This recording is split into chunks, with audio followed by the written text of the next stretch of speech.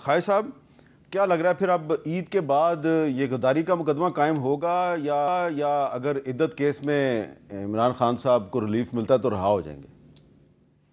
میں کوئی میر صاحب سیریس نوٹ کو پروڈکٹ نہیں کرنا چاہتا، لیکن آپ دیکھیں کہ میں ججمنٹ جو سائفر پہ آئی ہے، اعتراف جرم انہوں نے جلسے میں کیا، اس کے باوجود جو ہے ان کو ریلیف ملی ہے. تو یہ سارا جو سلسلہ ہے میں سمجھتا ہوں کہ یہ ایک پارٹیزن سیاست کا شکار ہو چکا ہے. ہر شخص نے، چاہے وہ کسی بھی ادارے میں بیٹھا ہو، میں جو جوڈیشری کی بات کر رہا ہوں، ان سب نے وہ انصاف کے جو سائیڈ پہ نہیں ہیں، وہ اپنے اپنے جو ان کے سیاسی وابستگی ہیں یا لائکس اینڈ ڈس لائکس ہے اس کے ساتھ وہ کھڑے ہیں.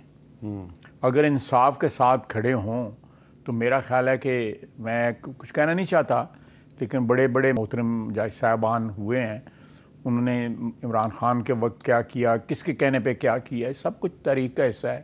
کہنے کو ہم بھی کہہ سکتے ہیں، ایویڈنس کے ساتھ کہہ سکتے ہیں کہ پہلے ایک دن تاریخ پہ کیا کہا، 2 دن کے بعد اس کا الٹ کر دیا، اور اس قسم کے معاملات جو ہیں.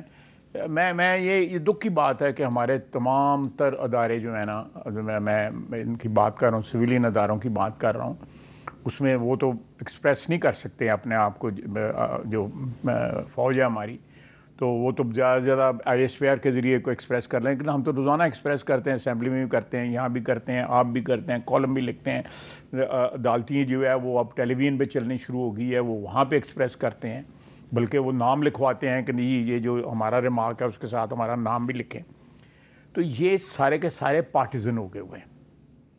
ان کی کوئی نیوٹریلٹی یا کوئی اصول پسندی یا اصولوں پہ کاربند ہو کے کوئی کرنا، سیاست کرنا یا میڈیا چلانا یا جوڈیشری کا فرض ادا کرنا، یہ چیز جو ہے مفقود ہو چکی ہے ہمارے سسٹم سے.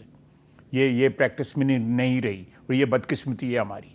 یہ بہت بڑا جو اس میں سب سے زیادہ نقصان تو پھر عوام کا نا، سب سے زیادہ عوام کو نا، جن کو ہم تو اپنے مفادات کو زبان دے رہے ہیں نا. آپ اپنے مفادات کو دے رہے ہیں، میں اپنے مفادات کو دے رہے ہیں، یہ جو بینچ پہ بیٹھے ہیں وہ اپنے مفادات کو دے رہے ہیں. عوام کا کون سا؟ عوام کا کیس اگر لڑنا ہو جوڈیشری نے تو 2 ملین سے زیادہ کیس جو ہے پہلے ان کو لیں، ضمانتوں والے چھوڑیں، میں صرف اندر بیٹھے جو ہوئے ہیں. آپ کی موجودگی کا فائدہ اٹھا کے صرف چند سیکنڈ عوام کا کیس بھی آپ کے سامنے پیش کر دیتا ہوں. یہ میں پیش کر رہا ہوں، اپنی زبان سے پیش نہیں کر رہا بلکہ عوام ہی کی زبان سے پیش کر رہا ہوں، اور کیونکہ بجٹ آنے والا ہے تو اس لیے بہت ایک مثبت اپروچ کے ساتھ میں آپ کو بتانا چاہتا ہوں کہ آج کل دعویٰ کیا جا رہا ہے جی کہ بڑی مہنگائی میں کمی ہو گئی ہے، افراط زر کم ہو گئی ہے.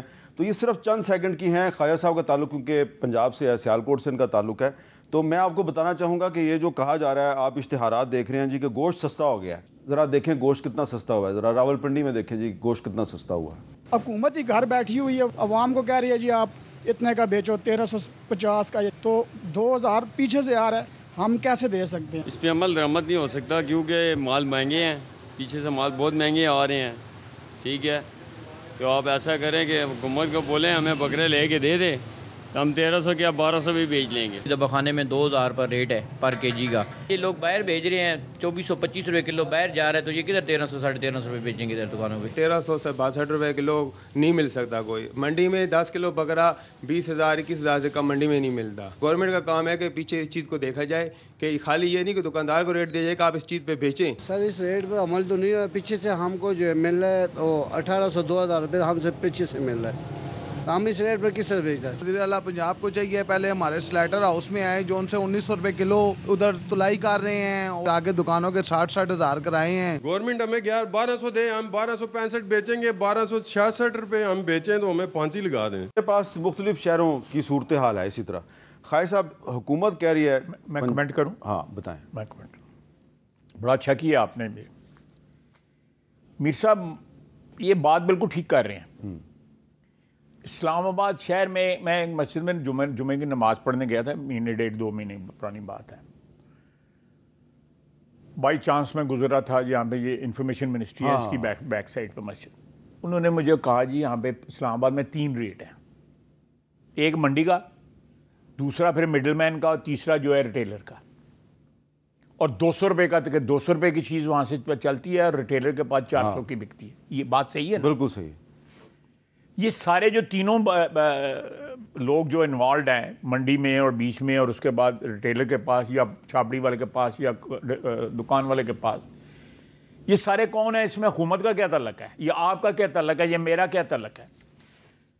49,000 ارب ریٹیل کا سائز ہے پاکستان میں, 49,000 ارب. جو ٹیکس اس وقت ریٹ ہے اگر وہ لگایا جائے, جو ٹیکس اس وقت ریٹ ہے وہ لگایا جائے تو وہ 2,760 ارب روپیہ ٹیکس بنتا ہے ان کا, جو کہ یہ نہیں دے رہے. آپ بتائیں, گیس کریں کتنا کا ٹیکس دیتے ہیں؟ ہم تو بہت دے رہے ہیں. یہ تو میرا خیال ہے کوئی 100 ارب سے بھی کم دے رہے ہیں. 20 ارب. 20 ارب دینا کتنا چاہیے؟ 2760 ارب دینا چاہیے. اور گلاں کی نہیں کرتے پہ نہیں, یہ تو خیر غریب لوگ ہیں. نہ یہ دیکھیں, بات سنیں, ایک اور میں بات بتاؤں. 66,000 دکان ہے پنجاب گورنمنٹ کی پنجاب کے اندر. 66,000. ہاں, جڑی پنجاب گورنمنٹ دی دکان ہے او دا کرایہ جڑا ہے 5,000 تے نال جڑی پرائیویٹ دکان ہے او دا لاکھ روپیہ. اچھا ٹھیک ہے. یہ ہر بندہ جو ہے اس بجٹ میں آپ ان پہ کوئی ٹیکس لگا رہے ہیں؟ دیکھیں, ہم ان پہ ٹیکس نہ بھی لگائیں, ایمانداری کے ساتھ جو ہے ٹیکس وصول ہو جائے تو وہ بھی بہت بڑی بات ہے. اچھی بات ہے کہ بہت بڑی بات ہے. ہمیں کسی IMF کی ضرورت نہیں ہے, کسی اور ملک کی ضرورت نہیں ہے, سانو صرف تھوڑی سی ایمانداری دی لوڑ ہے. بہت بہت شکریہ.